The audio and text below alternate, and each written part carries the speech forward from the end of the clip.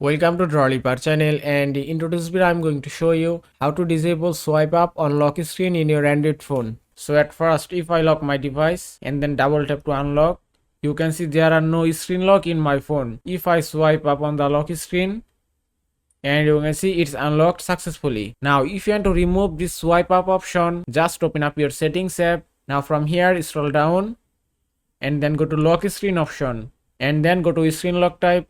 And here you can see three options: pin, password and pattern. You have to choose any option as you want. If I select pattern and then draw a new pattern, then tap on continue, then draw your new pattern again to confirm it, then tap on confirm and it's done, and then tap on done, and that's it. Now if I lock my device again and then double tap to unlock, and you can see swipe up option has been disabled successfully. And that is how you can disable swipe up on lock screen in your Android phone. I hope this video was helpful. If it was, please give it a thumbs up and don't forget to subscribe.